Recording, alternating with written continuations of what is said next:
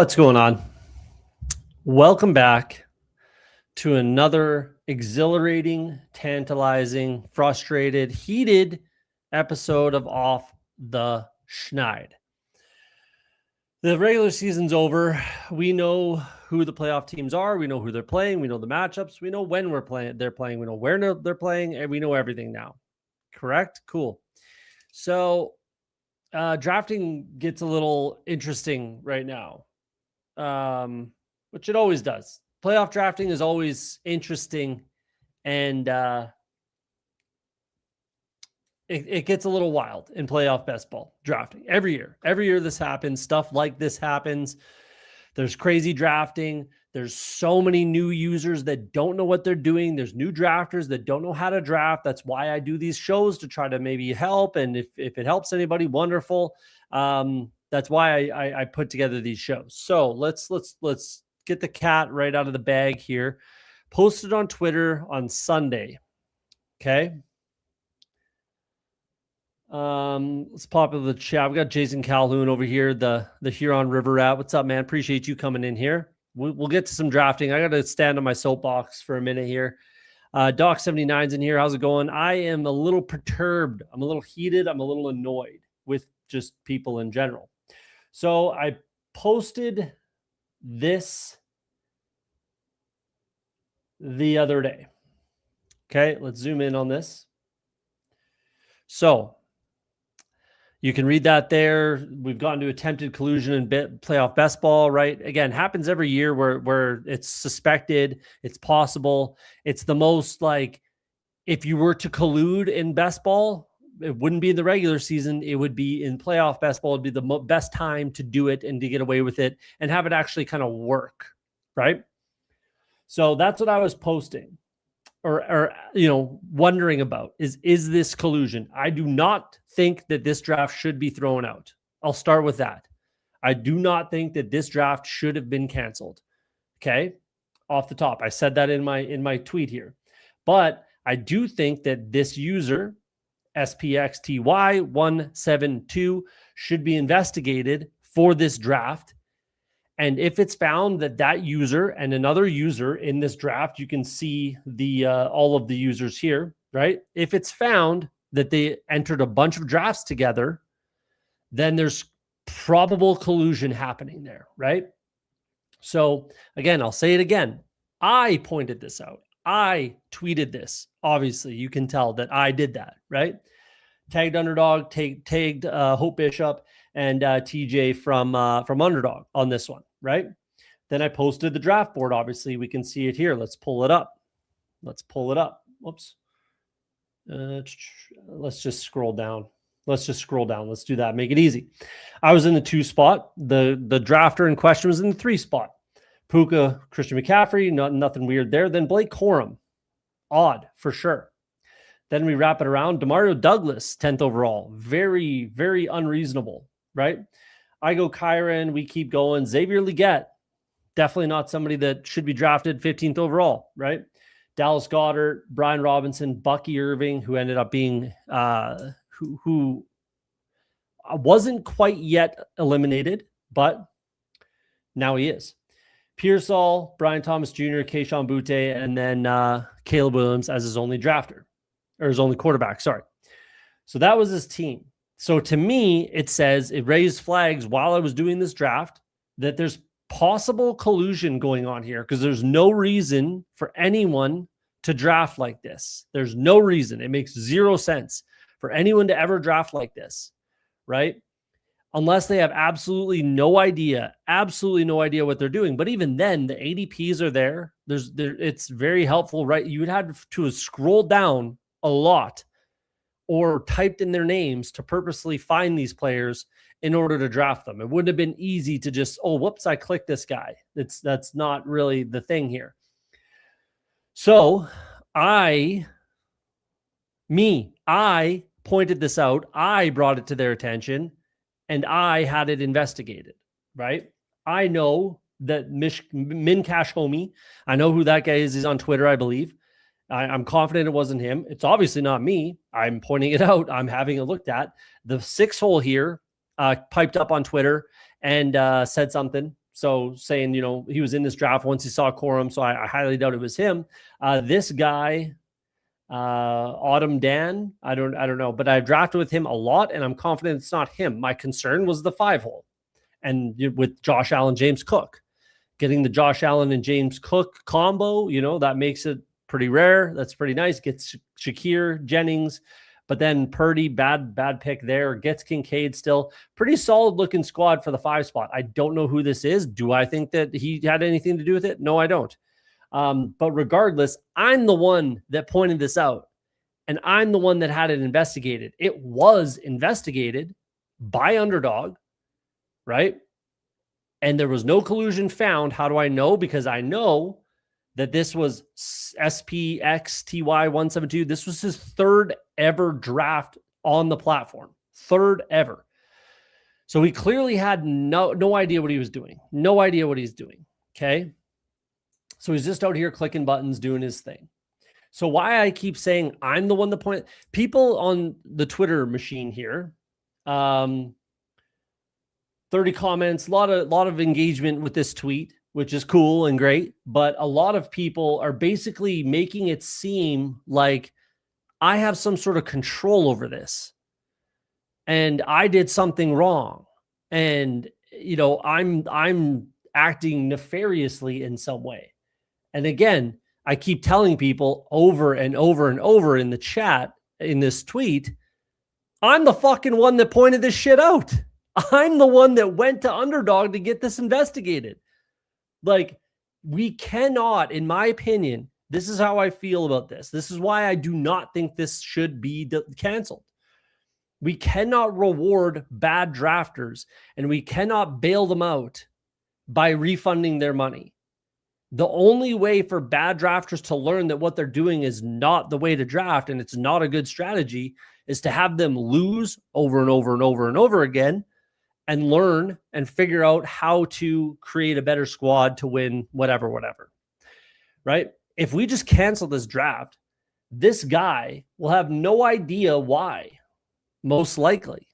No idea. We all get the email that pops in, this draft was due to this, that, and the other thing, right? He'll have no clue why it was canceled. So he's not going to learn. He's not going to do anything differently. And then we're just going to go around in circles. The other part about this, and people kept saying over and over in the chat, like, yeah, I like my team. And they're like, oh, of course you like your team. You're only drafting with 5 people. There is some, yeah, okay, there is some of that. But at the same time, like, it's not like I ended up with a super team over here. Like, I really don't think I ended up with a super team at all. I think that this is entirely attainable, this draft from in a regular room, entirely attainable.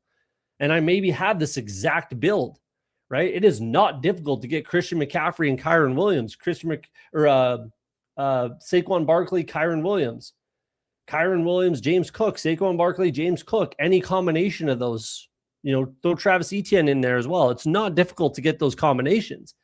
Kittle, RJ Harvey, Sutton. It's not like I ended up with a super team over here. And it doesn't really matter. Like, again, I don't think that this should be canceled. The only reason for cancellation, in my opinion, is collusion. That's why I posted this. I had it investigated for collusion. If there's collusion, that damages the integrity of the contest. If there's bad drafters, fucking Gilbert Arenas, right? That did not destroy Best Ball Mania like a lot of those white knights on Twitter were claiming that it would do, right? So anyways, there's that. Let's get the cat out of the bag on this. This draft was canceled. It was canceled. Okay. Maybe it wouldn't have been if Off the Schneid, Cody Woodman, the one that pointed, if I didn't point this out and have it investigated by Underdog, it may not have. So again, you're fucking welcome, a bunch of people in the chat that are just, you know, smooth brain type people. The other thing I want to talk about is that, okay, I like my team. Yeah. Is it a super team? No, it is not. So this one was canceled. So a lot of people will be happy about that. Good for you. I don't really care either way. I just don't think it should have been. This one that I posted about Rico Suave over here, taking Tanner McKee over Jalen Hurts, right? 15, Tanner McKee, 16, Jalen Hurts. Someone in this chat, again, posted that he drafted with this Rico Suave guy, and he took, here we go, and he took Tanner McKee second overall. So maybe this is an honest mistake by this guy because he saw that Jalen Hurts was out. He was out for week 18, didn't play week 18, right? And he thought Tanner McKee was going to be starting. Maybe. But this draft has not been canceled. So this guy, who also, by the way, in a regular room, ended up with Christian McCaffrey, Kyren Williams. What did I just say? Not crazy at all, right? I didn't even realize that until right now. But there you go. Not crazy at all. Anyways, that's his only quarterback, Tanner McKee. So you want to talk about drafting against five teams, or only 5 teams drafting? That's what we have here. Like, unless like McCaffrey and Kyren are just the 2 guys that you need, which is something we'll talk about later in the show, this team is dead, right? Dead. So this was not canceled, but the other one was, where he has a full team that he can absolutely roster. He can absolutely score points. The only guy that's dead, and it wasn't at the time, is Bucky Irving. So then I want to talk about, finally, the last thing I want to talk about with all of this is basically people are saying this is like some sort of fucking super team, which it's absolutely not, right? Go to the start of the draft. You want to talk about contest integrity and all the white knights out there that are pitchforking about contest integrity? Go to the start when this contest, the gauntlet, mitten one, whatever, any contest. Go to the start when it was released, before we knew who the playoff teams were, right? And take a look at some of the super teams that were built at that time. Anyone that was drafting, let's say, Ravens versus Lions Super Bowl, teams are absolutely, completely dead. And you were drafting against, there was only 5 teams drafting in that contest. Even if they were just drafting one or the other, which people absolutely were, right? Drafting Colts, maybe. Drafting Bucks, right? Drafting Ravens, like I just said. The list goes on for potential playoff teams that were being drafted early in the draft, cycle in this contest. And that led to some other super teams being built. So does that not affect the integrity of the contest? If that's the way you want to pitch it, and if that's the way you want to, talk about it, like it's the integrity of the contest thing, like that's what you should be going after then, and not this other nonsense. Like, this is actually pretty minimal over here. But regardless, I digress.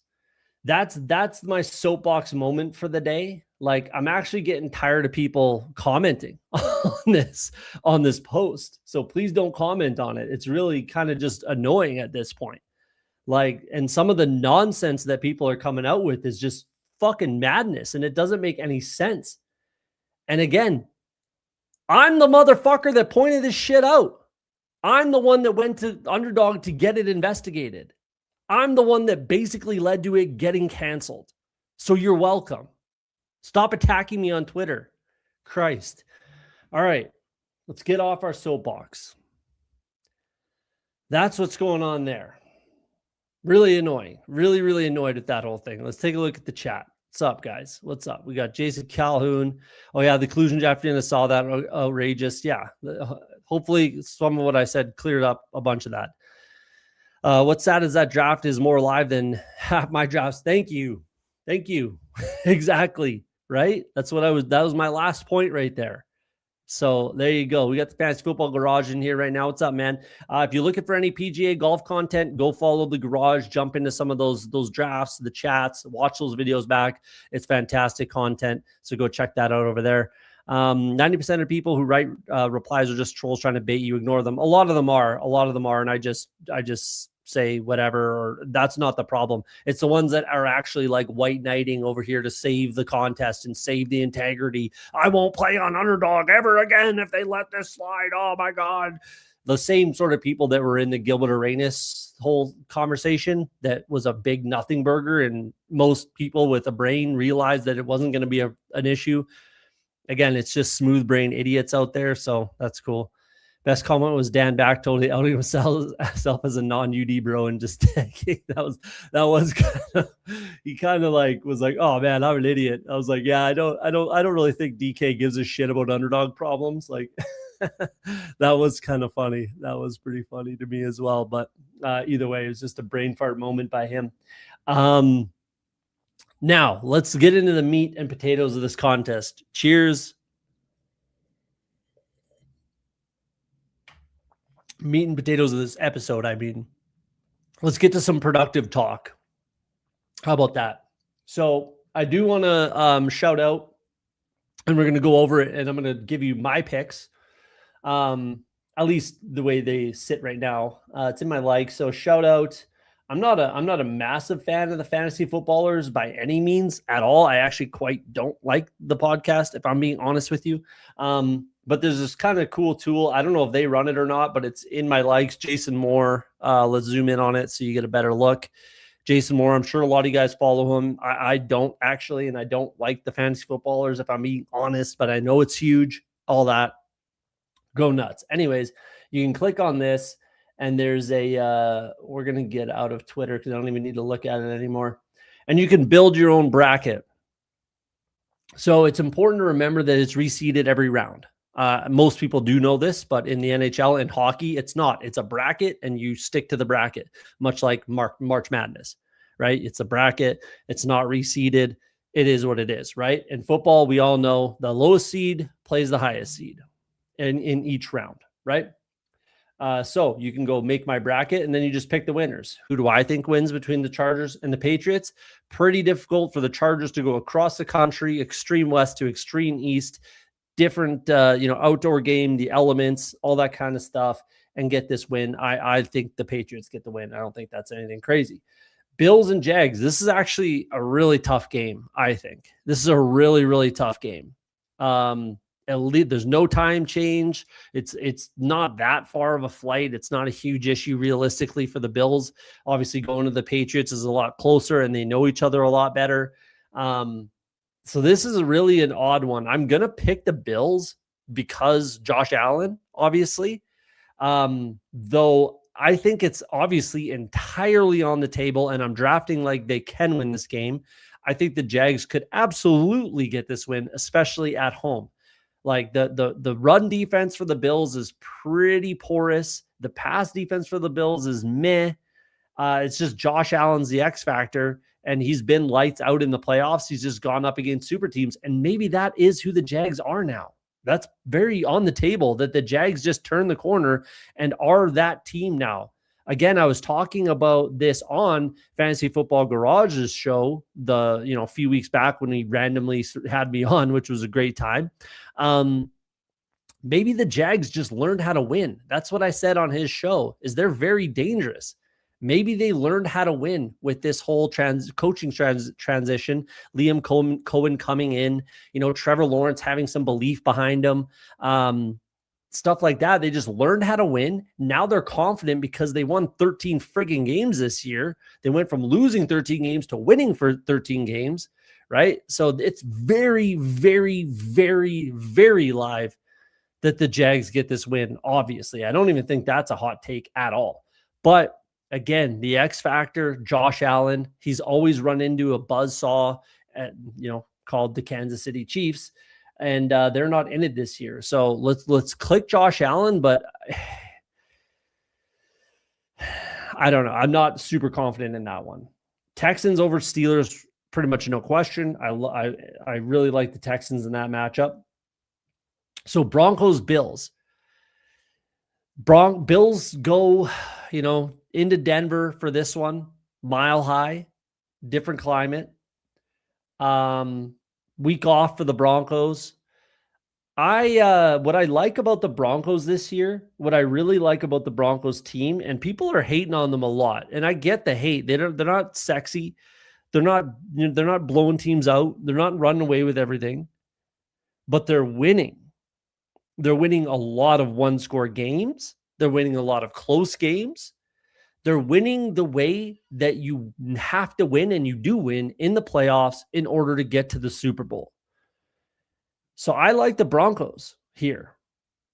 Honestly, whether it's the Jags or the Bills, actually, it wouldn't be the Jags. It would be the Texans. And I would like them over the Texans most likely. That'd be a fun game. That'd be a fun game. And that's very, very live.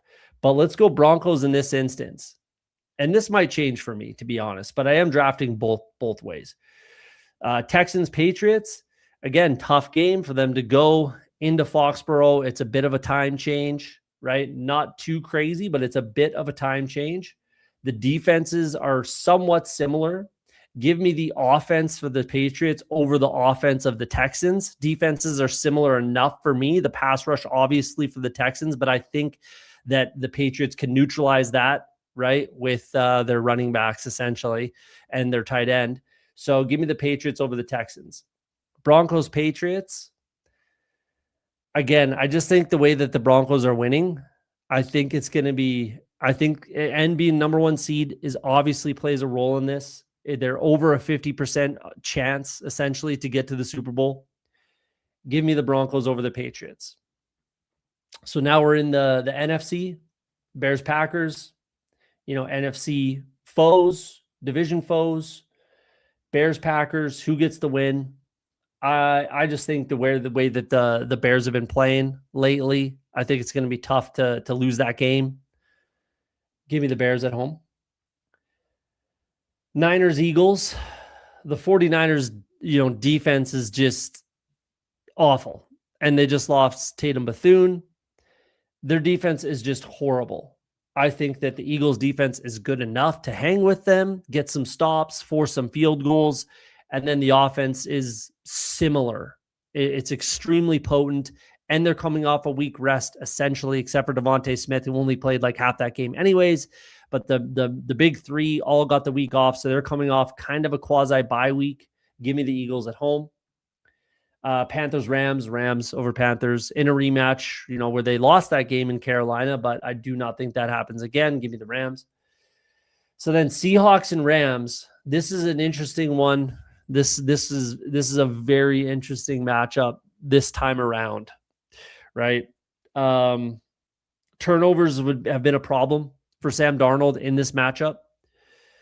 Coming off a week rest, if the Rams are healthy enough to get there, like, it's really going to come down to the health of the Rams, I feel like. But I don't know what that's going to look like. And as it sits right now, for how healthy they are right this second, give me the Rams over the Seahawks.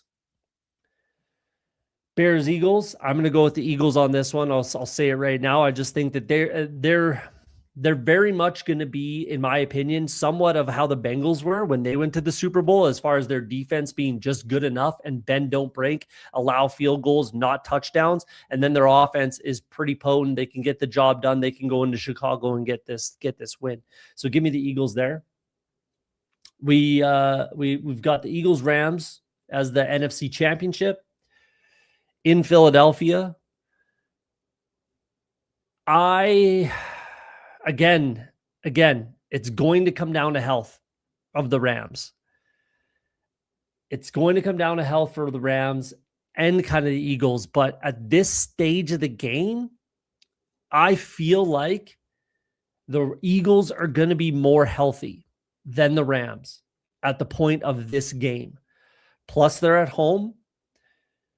Give me the Eagles in the NFC Championship. We've got Broncos, Eagles. I might change this. I'm just trying to show you, and this is kind of the way I feel like it's going to go right now. I think the Jags game, let's just get to that. We'll get to the bracket, and then we'll talk about that. So Broncos, Eagles, who do I think gets the win? The game is in San Francisco, whatever their I can't remember their stadium, but it's in San Francisco, Levi Stadium in San Francisco. Not that really matters, and then a week off. Who do we think gets the win? I think the way that I've been talking about the Eagles, how they're a bend, don't break type of defense, and their offense is going to be able to get it done, all that kind of stuff. I think that it's going to be much more difficult to accomplish those things against a defense like the Denver Broncos. And I think the Broncos can win a game like this in a similar fashion as they've been winning games all season. So I think that they can go and get this win in the Super Bowl. I like the Broncos. I actually quite like the Broncos to get this to win the Super Bowl potentially. Like I think that they have the easier path. I think there's more chaos in the NFC. Same thing as last year. I said this last year, and that's why I had the Commanders a lot in playoff best ball, and it worked out for me. I had a lot of Commanders, and it really led to me winning some money in playoff best ball because I thought that the NFC, there's more opportunity for chaos. And I think that exists this year as well. I know that there's been a lot of tweets on Twitter about the tool, whatever tool, the Pat Carane's tool, I think, that has a lot of the Packers and the Packers going to the Super Bowl and drafting Packers and all that kind of thing. So sure, I could see that. The Bears are the number 2 seed, but they might be the most fraudulent 2 seed out there. Niners could just go on a run. Eagles can absolutely get back to the Super Bowl, the defending champs, right? Panthers, I think, are the only one that I'm not really putting in that picture whatsoever. And then obviously the Rams are a lot of people think that they're the best team in football still, even though they're the 5 seed, right? So I just think there's a lot of chaos that can happen in the NFC. I think the AFC is more kind of straightforward. And I think look at last year. The 2 best defensive teams in football made the Super Bowl last year. Eagles, Chiefs. Those are the 2 best defenses in the playoffs last year. They made it to the Super Bowl. Defense wins championships, whatever narrative you want to use. But I just think that the way that the Broncos win games, it's not a fluke. It may be ugly. It may not be sexy, and we may not like it. But that's the way you win playoff football. So they're pretty healthy. I think Garrett Bowles is still healthy. I know he went down a little bit. I think he'll be okay, especially with the week off, with the bye week. So I like them to win 3 games and get the Super Bowl championship. I really do. I really do. The only thing that could provide some chaos would be the Chargers beating the Bills, right? Or sorry, the Jags. Geez, the Jaguars beating the Bills. And then that would flip this whole second round matchup. It would be Broncos, Texans, Patriots, Jags. And if it's Patriots, Jags, I would probably say give me the Jags in that one over the Patriots. I'd probably still be taking the Broncos over the Texans, almost for sure. And then we'd have Broncos, Jags, which would be a fun rematch in Denver. So there you go. But I think this is somewhat what it'll look like. This is kind of how I'm drafting for the most part. But you got to take a little bit of everything. Like I said, the Jags are definitely a team I'm drafting. Texans are definitely a team I'm drafting. Not much Chargers, not much at all for the Steelers. 0 Panthers, and I probably won't change that. A little bit of Packers and Bears when I get backed into it. But other than that, yeah, Eagles, Rams, Broncos, Patriots, Texans, Jags are kind of the way I'm looking at it. So there you go. That's a little tool that you can take advantage of. We're on Underdog. Let's look at the chat again. We got Hulk Smash Potatoes. What's up, man? Appreciate you coming in here. Broncos versus Texans would be a 6-3 game and make us all reevaluate a love of the game. I think it'll be actually a really fun game. I actually think that would be an awesome game, but I might be in the minority on that one. Just stopping by to congratulate the Bears win the NFC North bet. Yeah, called that. So that was pretty good. I got a lot of other stuff wrong. So got that one right. I'll take that. Super Bowl predictions, Steelers over Eagles. You must be a Steelers fan. Let me guess, Steelers fan. Cardinals versus Raiders in the Super Bowl. There you go. Okay, so let's jump into a draft. Actually, let's talk about some stuff quick. Let's go to the rankings here. And let's just talk about this. I don't know if we dug into this too much, but I want to really dig into it a little bit. Wild card main slate. Where's the playoff best ball? There we go. Okay, so playoff best ball always, every year, playoff best ball comes down to the one or two players that you have to have, right? The guys that score 40, 30, 35, whatever, 30 to 40 points. And you have to have them in your pod, in your draft. You have to have that player in order to advance, especially obviously if it's a 1-6 advance rate, right? Every year it comes down to that. What we want as drafters is there to be 3 or 4 of those players, especially again in the gauntlet, in the big mitten, the bigger mitten, all that stuff, right?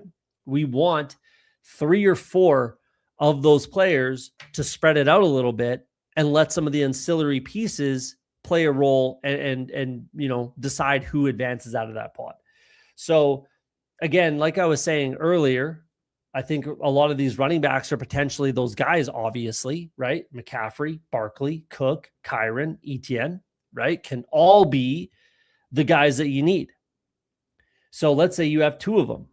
You're in a pretty good spot to advance. Those guys could also be Puka, Kittle, maybe, AJ Brown, Collins for sure.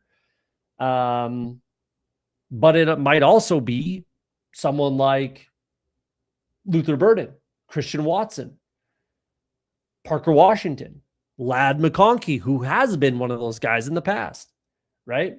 Or maybe a guy like Woody Marks, DeAndre Swift, Josh Jacobs might be one of those guys, right? So the reason I bring that up is just the chaos that is playoff best ball.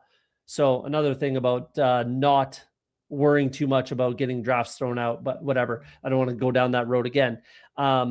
So again, that's more of a conversation, I suppose, as far as the higher dollar value ones, which I did 2 bigger mittens, or what are they called? Bigger mittens? Yeah, I did 2 bigger mittens, and I actually don't like either of my teams. I might do one more to really like my team.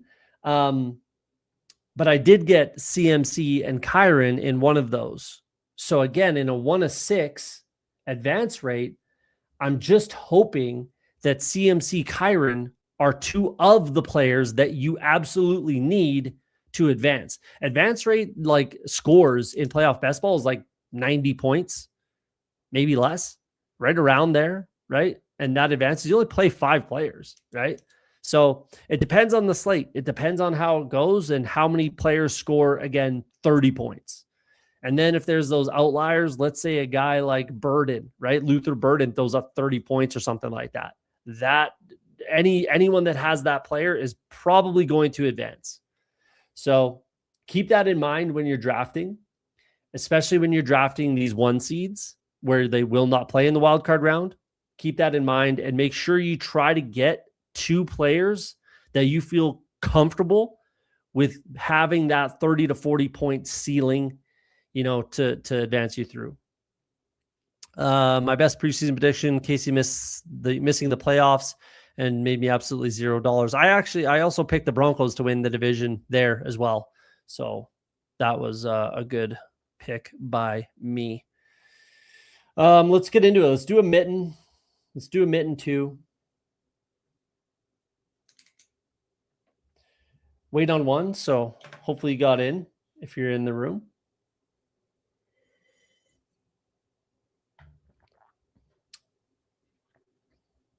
What I'm trying to do a lot in these mitten 2s and the mitten 1, where 2 of 6 advance, is draft a lot of number 1 seeds where you get 2 of 6 advancing. And again, if I can get 2 of those guys that score enough points to sneak me in, then you're kind of ahead of the game.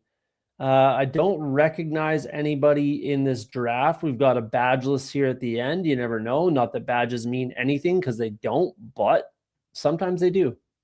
So we're in the 3 spot. So if we're kind of playing off what I was just talking about, if we're looking at these rankings, In a 2 of 6, it's different. And I said this in the first episode, the beginner's guide. If you want to go watch the beginner's guide, go watch it. What I said in that show, and I'm going to say it again right now, your ranking should absolutely change if it's a 2 of 6 advance or a 1 of 6 advance. Your ranking should 100% be different. So in this, where 2 of 6 advance, I think JSN at 3 makes a lot of sense. If it's a 1 of 6 advance rate, I've got Barkley as my number 3, both ahead of Josh Allen.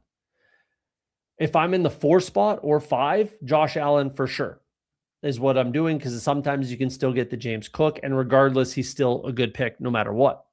But in a 1 of 6, especially like a bigger mitten or the big mitten, $100, $250 draft, I'm pulling up Barkley against San Francisco as my number 3 behind Puka and McCaffrey. That's just a little tidbit. I'm going to take JSN here because I don't think I have enough of him in the mitten. So let's go JSN. And I like these 1 seeds, like I just said. When it's 2 of 6 advance, I like getting these 1 seeds and kind of playing it out that way. Nope, not going RB. Mind you, like Barkley's a very, very good pick at 3rd overall for sure. And looks like we're going to get a Josh Allen, James Cook for this badgeless guy, unless he fumbles the bag, which is possible. Packers fans in 67. I don't think they have a shot. I don't think so either. With Micah, maybe, but I still don't think that they would get there with Micah. But that's okay. Josh Allen, James Cook, that must feel nice. Barkley, Kyron, Drake May, sure. Barkley, AJ Brown, that makes sense. We're going to go with Drake May gone. We're going to go Travis Etienne.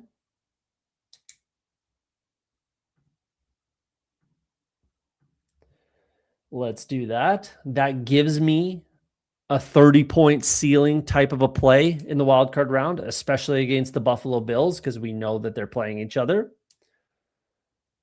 Now the question is, where do I go from here? The question also becomes, do I build out a Seahawks, stack and Super Bowl option?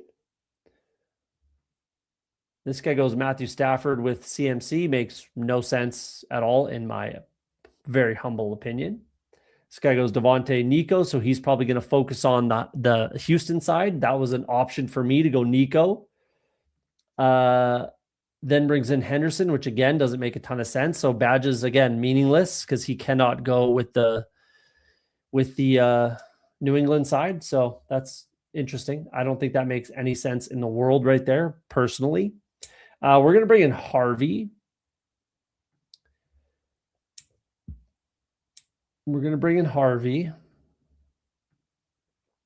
So the door is open for me to take Jacksonville, Denver, Seattle, any one of these stack options. Losing Kraft was rough too. Yeah, that definitely hurt the offense. Absolutely. Considering, Musgrave went ahead of Kraft in the draft. It's interesting that Kraft has become the guy. And Musgrave is actually, I think I've drafted a couple Luke Musgraves in playoff best ball. Let's take a quick peek while we're just kind of sitting around here. I think I have a couple Musgraves. $3 once. Okay, never mind. One time I clicked Luke Musgrave. Okay, where are we at? So again, options are wide open for me. Do I want to build out Denver? Do I want to build out Seattle? I can still go Jacksonville as well.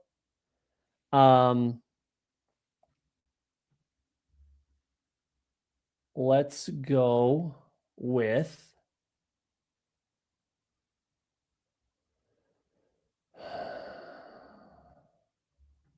let's go with, as long as he's there.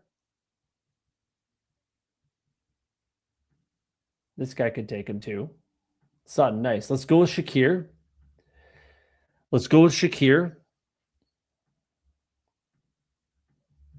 I'll explain kind of my reasoning in a second here. They can't stop the run. They can't stop the pass. Jacobs is washed. I think Jacobs has a good game in this wild card round, especially against the Bears here, but I don't agree with the first two statements for sure. I don't disagree. Did I say I don't agree? I don't disagree with the first two statements. They have a really hard time stopping the run, and they have unless you think Trevon Diggs is going to come in there and save the day. I do not. Then yeah, they're gonna have a tough time, I think. Then we're gonna go with Woody Marks would have been someone I'd like.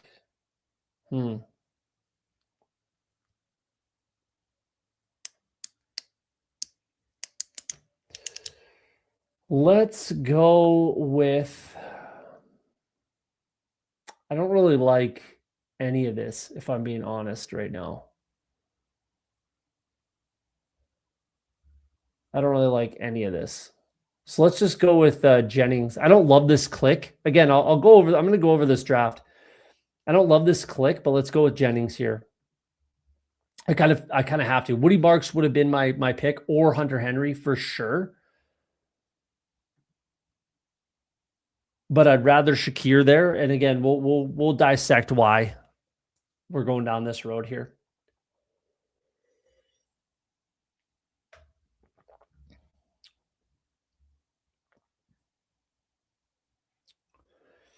Yeah. Yeah, we'll break this down for sure.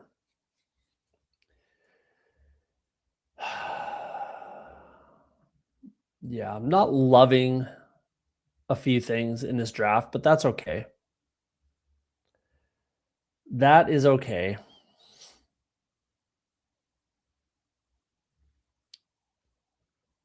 If he's still there, I'll just take Trevor Lawrence, I guess.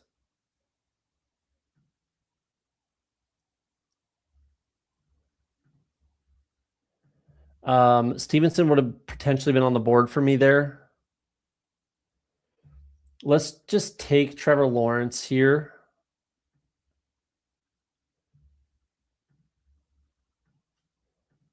And then we're going to take Zach Charbonnet, obviously.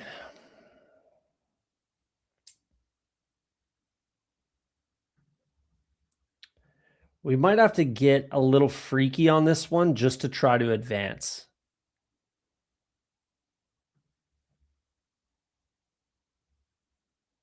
And maybe I should have taken like Jordan Love.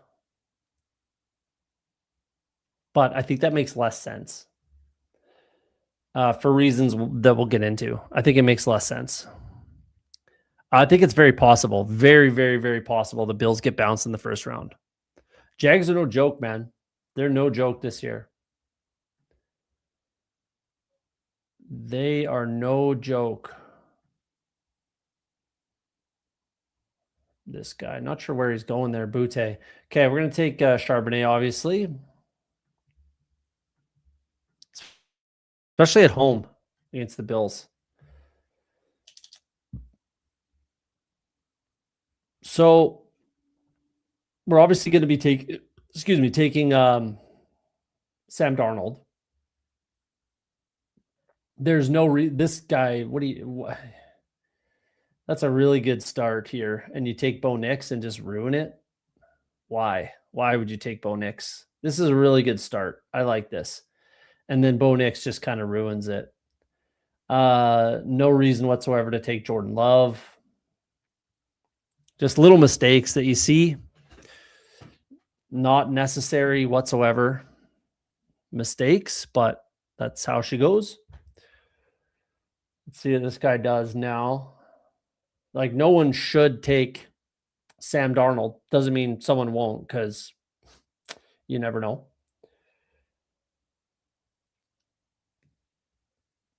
And if they do, I'm still in not a terrible spot with Trevor Lawrence and Travis Etienne, but we'll cross that bridge if we get there, and I don't think we will. Doesn't make any sense too, but there you go. Yeah, why Bo Nix? These are fine clicks, but then takes Bo Nix. So let's bring in Sam Darnold here. I can't fool around and not just take him here. So we're done there. Right now we have Trevor Lawrence, Travis Etienne, Shakir, and Jennings as my wildcard players. 2 more draft picks. Obviously, one of them is going to be a Seattle Seahawk. And the other is an advanced piece. Let's do... I'd like to take McConkey or Brenton Strange, but I actually don't think it makes a crazy amount of sense.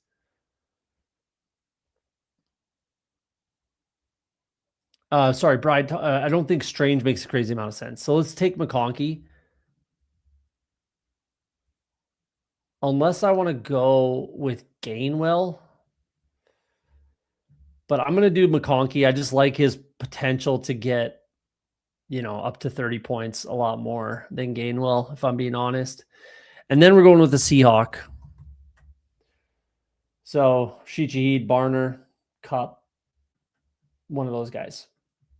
So then basically here's where we're at. We'll wait to make this pick. Then we'll kind of go over the whole thing and the rationale and reasoning why. I think I don't mind this team. I like I like focusing again on the number 1 seeds when 2 of 6 advance. And I've got some quality pieces here. Obviously, Travis Etienne's going to have to score enough at running back to get me through. I've got the three wide receiver tight end spots. And we'll definitely be taking, as long as he's there, I'm sure he will be. AJ Barner is going to be the click here. Sure, he'll be there. Confident he'll be there. Doesn't make sense.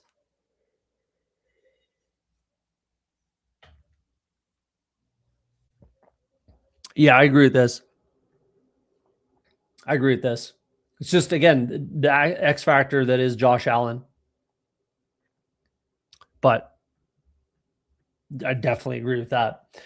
That's why I like Etienne a lot. So, again, here's the way we win. When JSN, Etienne, obviously, I think that makes sense. There's nothing crazy there. And then it's Harvey, which, again, I think that's pretty clear, unless I would go with like Diggs, right? And then build out the Seattle side, which is not a bad way to build it either. But this just kind of gives me 3 options. I just have nothing but options as we go here. And then the reason I go Shakir, right, is because I have Etienne. So I could have went Henry, Marks, right? And I wanted both of them. But Shakir makes way more sense because he plays the Jags. So that doesn't close any doors. It doesn't mean I'm going Jags and going Lawrence, right? That's not what that means whatsoever. It just means I like this matchup. And I think everyone does. Jags, Bills to score a lot of points in the wildcard round. So you want pieces from that game if you're talking about advance rate, right? So that's the reason why I take Shakir. Even if Sutton was there, whatever, I'm taking Shakir. Jennings was just like the only click as far as an advance rate piece. It doesn't make sense for my build realistically, but I like Jennings to get, 15 to 20 points potentially. Kincaid was also in that bucket, and so was Myers. But when I've got Shakir and I've got Etienne, I just don't like it. I don't think it makes a lot of sense. I don't want to overstack the game realistically is kind of where I'm at when we're just talking advance rate pieces. I kind of need these 2. I only have 5 players to play in the wildcard round. So I kind of need these 2 to go off in that game.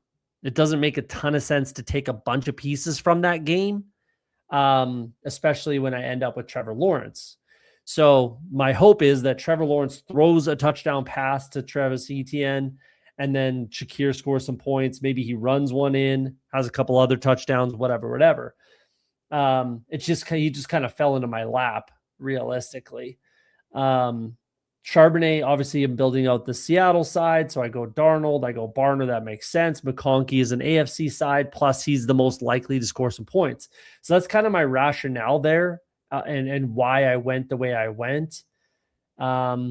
Like Myers would have been okay instead of Jennings. And then I just hope that Lawrence, but then that almost like creates more like potential to fail, essentially, right? Then I have to have Lawrence throw a touchdown to Myers and Etienne.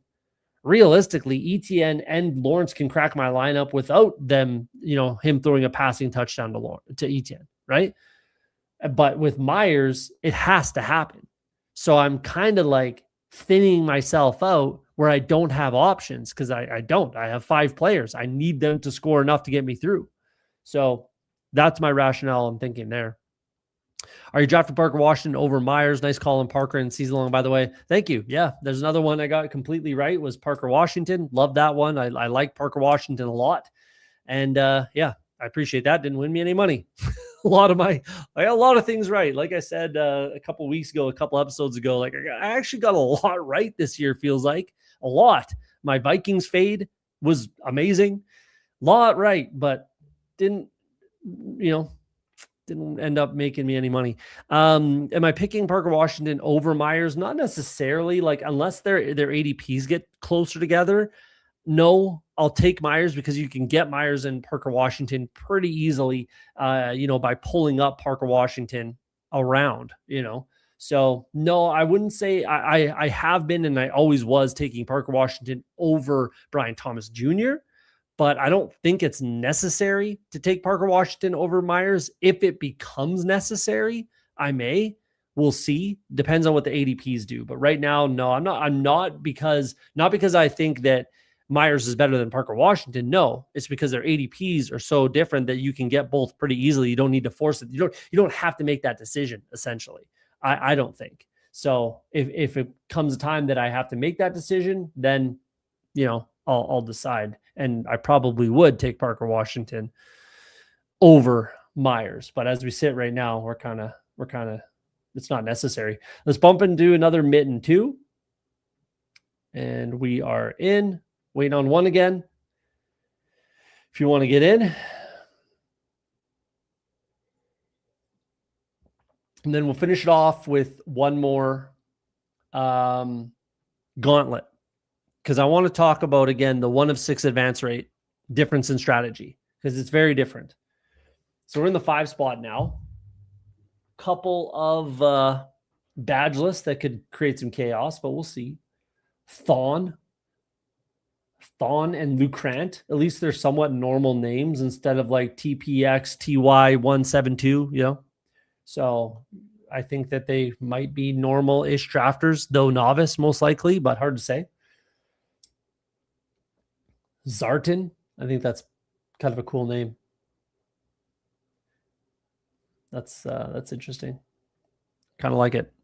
So I'm hoping to get Josh Allen, James Cook in this, obviously. That's my goal. I doubt it happens. I bet James Cook goes to one of these 2 badgeless drafters for sure. Or, Josh Allen goes to one of these 2, almost certainly. And then we'll kind of take it from there.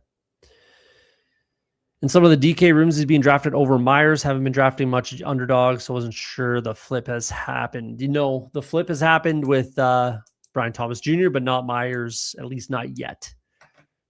Do I think he should? Probably. It's just like people don't like Parker Washington for God knows why. I think he's great. I love Parker Washington. I think he's a great player, and he kind of showed it this year. Now it's like, did they try to trade Brian Thomas Jr.? I don't know. With Hunter coming back next year, Myers getting traded for and signing an extension. It's an interesting spot. There goes Josh Allen. So it's obviously, it's no question Barkley here. If you can get Barkley at 5, it's a smash click, insta click. So Barkley. And then there's options. You can go with the Philly side, obviously. You can try to build it out, though it's getting harder to get the full Philly stack with Barkley, A.J. Brown, Hurts, Devonta, potentially Goddard as well. It's getting a little bit more difficult to do. And then another strategy that I like to go with, and I'm going to do it here because I think it's great, Kyron. So Barkley, Kyron, two absolute studs in that offense. They could both score 30 points. They can advance this team not single-handedly, dual-handedly, right? These 2 players can advance this team in a 2 of 6 advanced pod, right? I think. So I'm getting a decent amount of exposure to this type of a build. Don't mind being at the back end of the draft for that reason. There's Cook in that conversation as well. So, yeah, especially if you go Barkley Cook and then you try to build out as much as you can. You probably can only go with like Hurts and Saquon. Or sorry, Hurts, Saquon, yeah, and Devonta Smith and Goddard maybe. But you need to try to get 2 pass catchers with Hurts. You kind of have to if you go Cook Barkley, which is, again, is getting more and more difficult to accomplish. And then this leaves me with basically 2 options on the AFC side. And I think you know who the 2 options are based on who's left on the board and the way that I've drafted. So we'll see which end up to me. There goes Nico Collins. That's one option. And Hurts goes to the Josh Allen drafter. So that's fun. I'm glad I'm building this way now. So it's RJ Harvey, obviously. This guy should definitely go Diggs, probably Devonta Smith. So we're going RJ Harvey. And then it will be Courtland as long as he's there. If it's not Courtland Sutton, it'll be Devonta Smith. Because he's taking Diggs 100%. I trust that he knows what he's doing a little bit. This guy, classic badgeless, probably going to advance. Goes Diggs Smith. That's exactly what he should have done. Well done. So I go Courtland Sutton. And now I'm obviously going to build out a Denver, Philly, Denver, Rams is going to be the build. Like I say a lot on this show, sometimes the decisions are made for you. And it's the only option you realistically have. And was the case here. This is the only option I have. Literally the only option that I have in this draft room. So I'm fine with it. I actually like it a lot. I really like it, especially a 2 of 6 where I have 2 awesome advanced pieces. And then I have 2 bye week teams. I think it's a great strategy. But again, I don't have an option. I don't have a decision. This is what I do. There's no option here. I don't have a decision. The only thing that kind of sucks now is I have to pull up Bo Nix a little bit. I have to. I cannot push him. Why? Because this guy took 2 quarterbacks. So this guy is sitting over here with 0 quarterback, and he could absolutely just take him because you never know. Though he's a red badge, shouldn't probably, but this guy could take him. You never know. It's just you never know. So I'm going to pull up Bo Nix to 32 for sure. This guy won't take him. I'm confident in that. So now I do need a quarterback to get me through. So do I take Trevor Lawrence? Not a bad click whatsoever, but probably is the click now because Goddard was going to be my click, my insta click. Cora makes no sense. Stevenson makes no sense. Hampton, Marks make no sense. So it kind of has to be Trevor Lawrence here.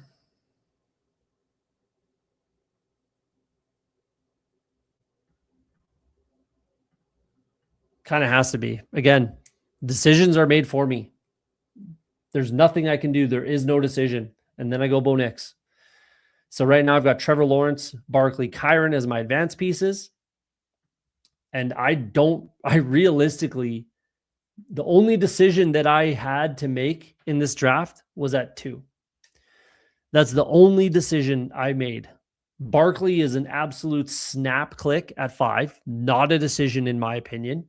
Kyron Williams was definitely, it could have been AJ Brown, could have been Etienne, could have been Henderson, right?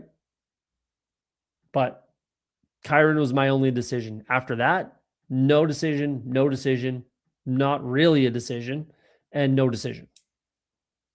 So autopilot drafting kind of, which is fine. I don't mind that. I don't mind just sitting here and clicking the button that I'm supposed to click. End up with a good squad, well balanced, and roster construction makes sense.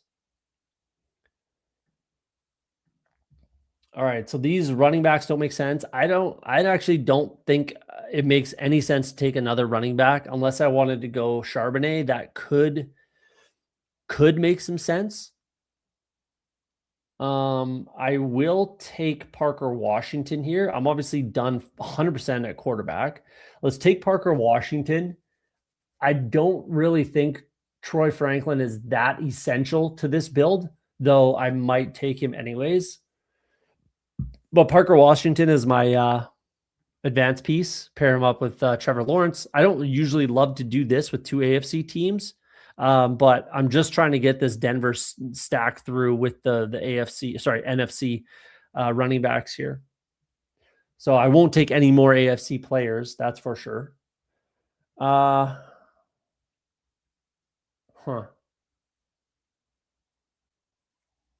Maybe I will. We'll see. But probably not. I am going to take Charbonnet.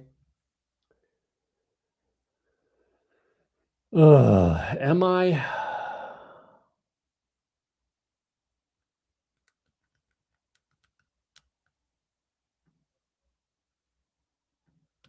Am I? Yeah, let's take Charbonnet.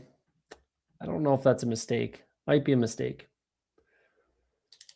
That might be a mistake, but we'll see. Wow, the queue clicks are taking forever these days. I don't know if anyone noticed that either, but it doesn't just take the guy in the queue. You have like all day to actually get it through. So we're done at quarterback. We're done at running back for sure. No questions asked. I'm obviously taking another Denver piece, and then I have 5 first round bye players, right, with Charbonnet and my 4 piece on the Denver side. So who do I need or want to advance? Who's going to be the advance rate pieces here? I'd probably take Franklin if he's still there, just for the, for the lulls.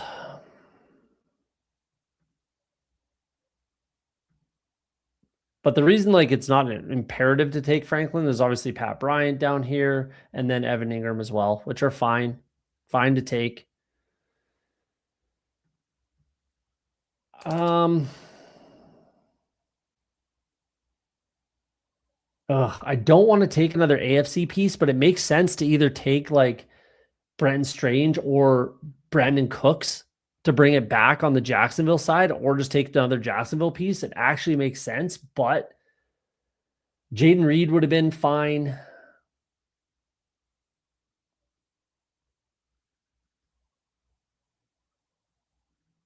I'm just going to buy in. I'm going to buy into it. There goes Franklin, so it doesn't really matter. I'm going to buy into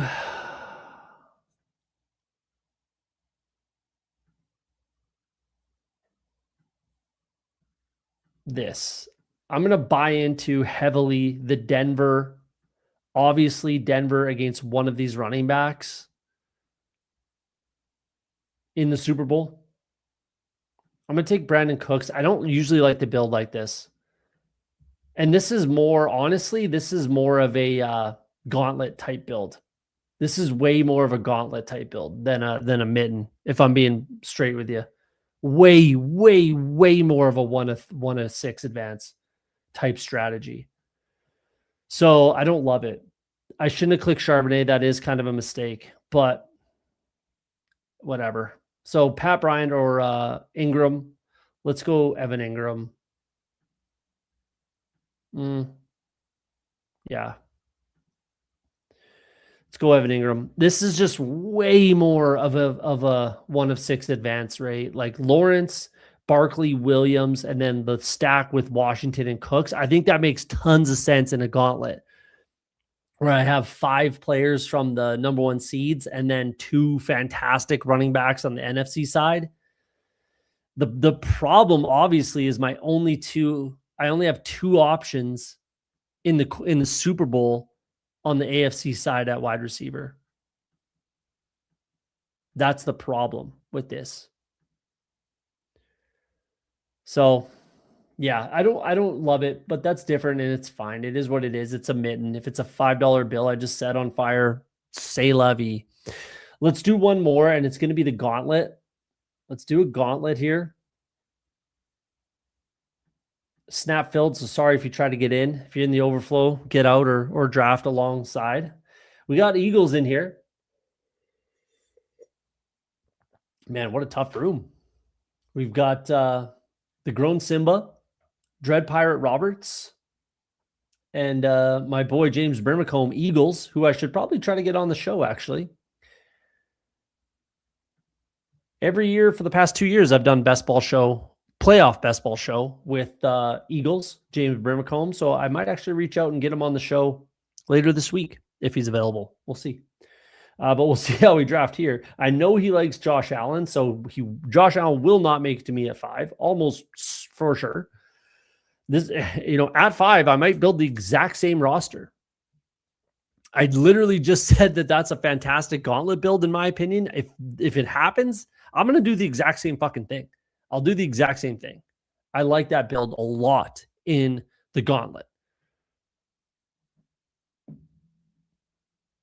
I kind of like it even better in like a bigger mitten or a big mitten even. I like it even more, for sure. But I might do the exact same thing here. Sort of thing, though I can make some corrections, right?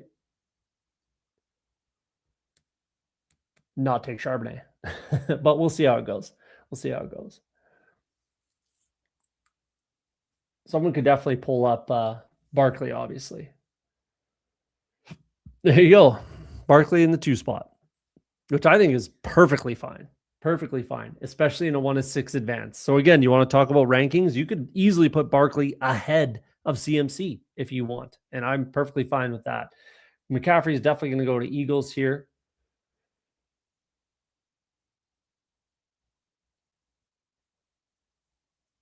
Drake May has really flown up the board, which I don't necessarily agree with.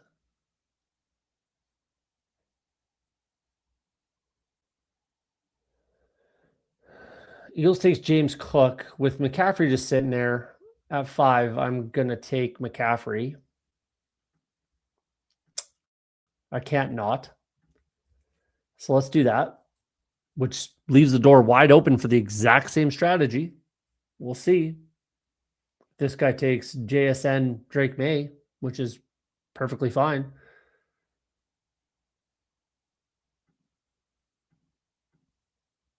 Drake May. If you don't take JSN, Kyron. Devontae takes Kyron. Okay. So we've got McCaffrey. I don't really like that at all. I really don't like that. But I'm going to just pull up George Kittle.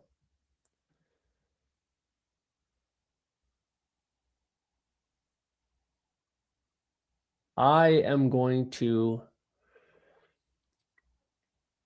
pull up George Kittle because there's almost no way he makes it back to me with Allen and Cook here.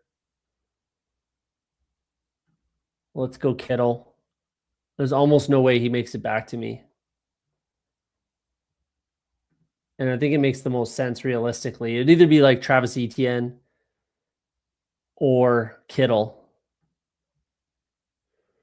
Well, let's see what we can do now.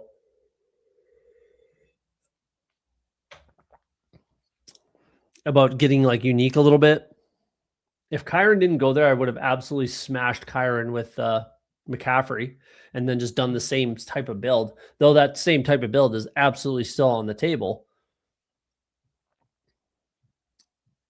Eagles probably going with the NFC side, like JSN doesn't go. Interesting. 10th overall, Josh Allen, JSN. That's fun. That's fun. AJ Brown, most likely. Yep.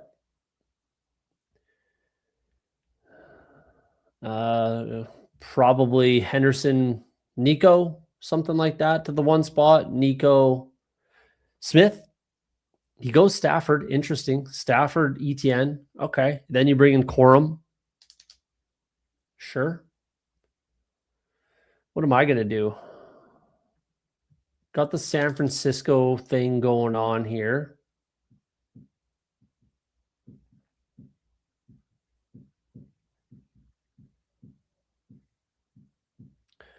I've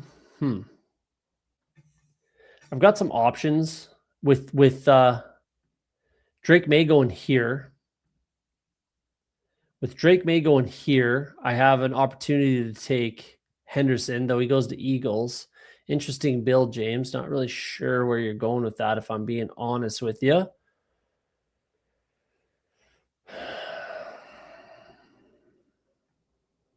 This guy's going to hate me, but I'm going to bring in Diggs. I think it makes the most sense here. Like, you really shouldn't have taken Kyron there, because now I'm probably going to snipe you on some Patriots. And that's going to probably make you angry.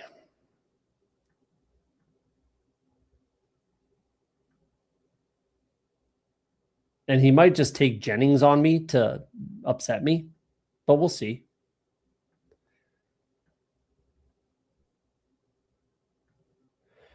Good. He doesn't, just to make me angry and be that kind of guy. But let's take Brock Purdy here.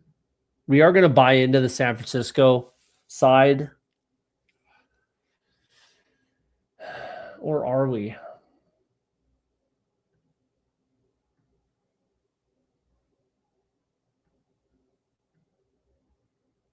I'm going to try to push it. I'm going to try to push it and see what happens. I'm going to try to push it with Harvey here. James might screw me over and take San Francisco. He might take Jennings and Purdy, which is not the end of the world. It just would not be ideal. I'm going to try to push it. I'm going to try to build a bit of a super team here. I don't particularly advise doing this, and I probably will blow up in my face, because I actually fully expect James to take, he takes Herbert. Okay. Interesting. Now this could work out for me. Purdy should make it back to me in theory. He really should.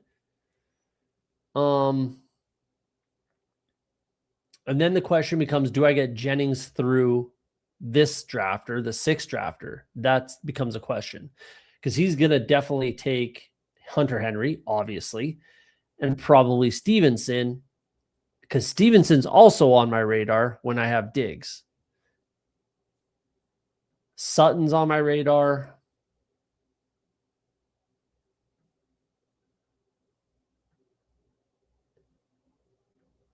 Something like this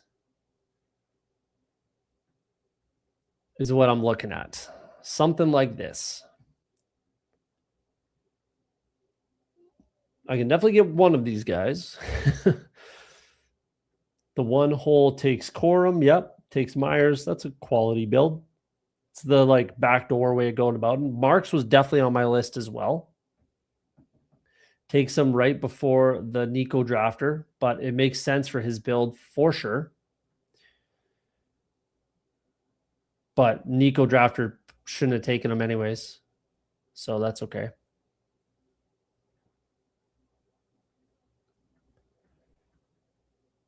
Yeah, Marks would have been next on my list. So let's see what James does. Takes Hampton. Okay. So it's definitely Purdy to make sure I get this, though I could go. No, it has to be Purdy. I can't. I was going to say I could go the Denver side, but it doesn't make sense when I take Diggs. Then I would have had to have taken Devontae Smith instead of Diggs. So I have to continue down this road. Let's take Purdy. I have to continue down this path. And that's fine. That's what I want to do. Now, do I take Cortland Sutton? Because Stevenson goes for sure. He doesn't take Henry. That's a mistake. You should have taken Henry there, in my opinion. Don't worry about Christian Watson. You needed Henry there, in my opinion. Do I take Sutton or do I take Jennings? I can still fall back on Pearsall most likely.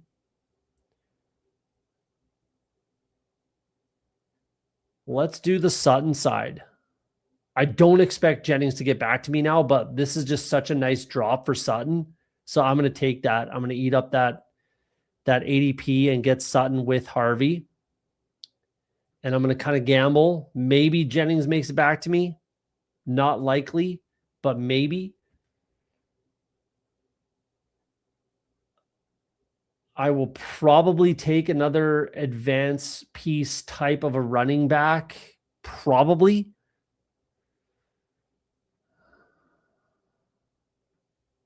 So there goes Sutton or Henry. Sorry. Yeah, I think Watson's a mistake there for this drafter. I think you take Henry and Stevenson, and then you call it a day.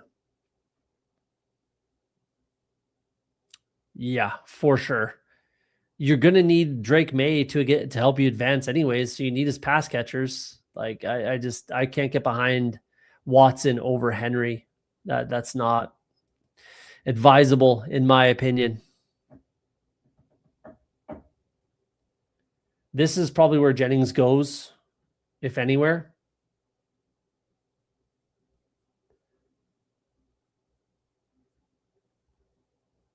Goes QJ. So we're bringing Jennings pretty easily here.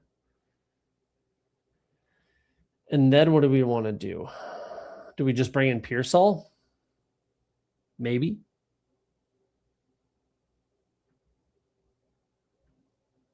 Definitely go Jennings for sure. So I've got a 4-piece on the San Francisco side. That feels good already. I've got the bring back in the Super Bowl with the Patriots, double bring back with the Broncos in the Super Bowl. That all feels good. And we're actually going to bring in Brenton Strange here. Another AFC piece. Very possible touchdown getter in the wild card round and moving forward. Bring back in the Super Bowl.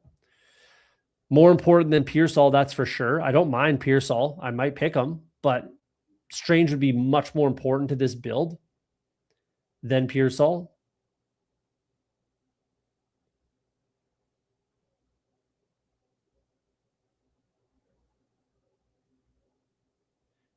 And if he's there at 53, I'll take him, but it does not particularly matter.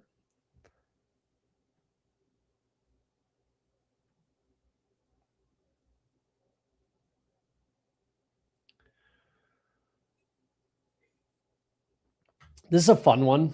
I feel like this is a really fun draft. I like this one a lot. Obviously, it depends on the San Francisco 49ers getting to the Super Bowl, which I had been drafting that way a lot early in the gauntlet. So I was very interested in the Seahawks-Niners game for the division. If the Niners got the number 1 seed, I would have had a lot of dead teams in the gauntlet. So I'm glad they are not, and they are playing. At least I have an opportunity for them to go on a run kind of thing. So if the Niners won, I would have a ton of dead teams.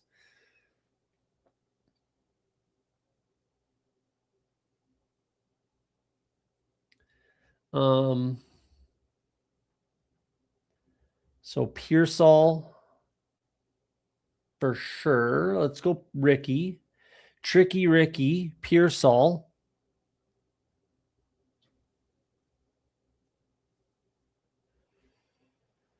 And then it becomes, do I take Kenny Gainwell?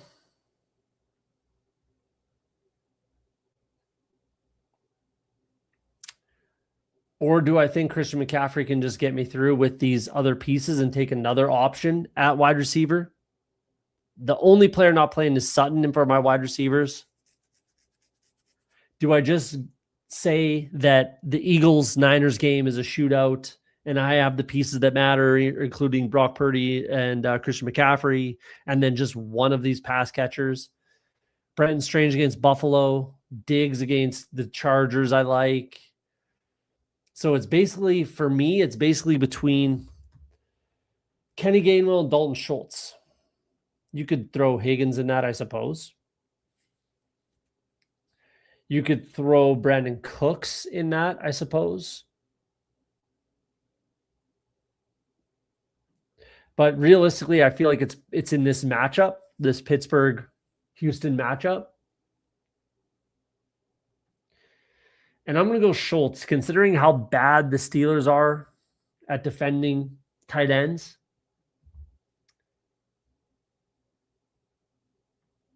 And I like Houston to go relatively deep in the playoffs, at least win 1 or 2 games. At least win 1 game and get me 2 games. I like this build. This is fun. Heavy Chargers build for Eagles here with some advance rate pieces. Yeah, some advanced pieces to start, and then goes heavy Chargers. Bringbacks are Devontae Adams and Luther Burden for the Super Bowl. I'm not personally building like that, but that's fine. That's fine. I know he's probably maxing this tournament considering how well he did in best ball this year. Shout out James Vermicombe, had a killer year. But I like my build. I think it's a fun one. I'm not going to go over all these drafters, though. I do again. I think the Christian Watson pick was a mistake here by this drafter. Should have just went Henry and gotten it. Just get it over with. Then it brings back a bunch of the Green Bay side. Yeah.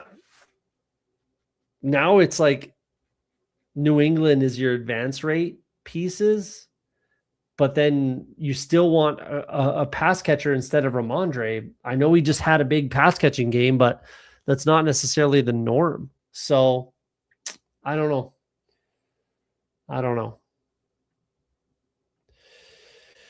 Yeah, Schultz can catch his FPs, fantasy points, his FPs, and likely gets a second game or more. I think so. You win 1 game in the playoffs, and you get 2 games of production out of that player, right? So even if you think they lose in the second round, that's fine. So yeah, there we go. Let's leave it there. Let's call it a night.